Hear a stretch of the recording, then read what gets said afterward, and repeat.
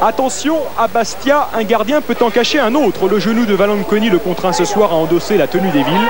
Par conséquent, son remplaçant Biancarelli porte lui la tenue des Champs. Le Champ, c'est celui de Furiani où les Corses ont déjà abandonné cette saison 30 points à domicile. Ils ont usé et même abusé de leur droit à l'erreur. Alors en ce début de match, c'est offensivement qu'ils affichent leur élégance avec une première frappe sans souci pour Durand. Suit ce corner.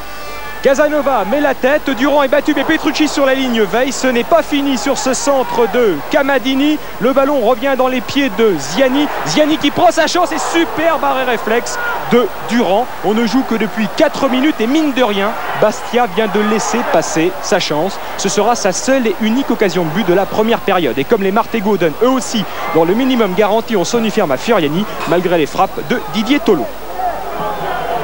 Le changement de côté s'accompagne heureusement d'un changement de décor. Une ardente obligation de marquer pousse les Corses à oser. À l'image de Rodriguez, leur avant-centre. Sa percée est puissante, sa frappe ne l'est pas moins. Durand met le corps, mais il ne peut que freiner le danger. Van de Castel lui accélère pour être le premier et ouvre le score après moins de 10 minutes de jeu en seconde période.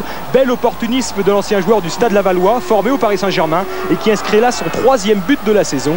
Un but en or pour les Bastiais. Cet éclair passé, le climat redevient maussade. Martigues en profite pour se montrer. Ici, reprise de volée de Didier Tolo et bel arrêt en 2 temps de Biancarelli.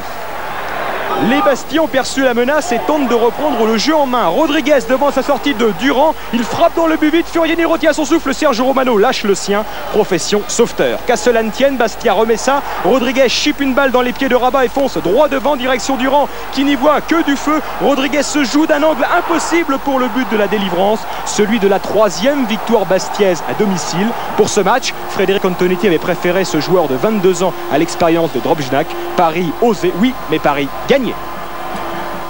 Danger pour Martigues, c'est la 6e défaite consécutive à l'extérieur avec 13 buts encaissés et un seul but marqué. Danger pour l'équipe de René Exbraya.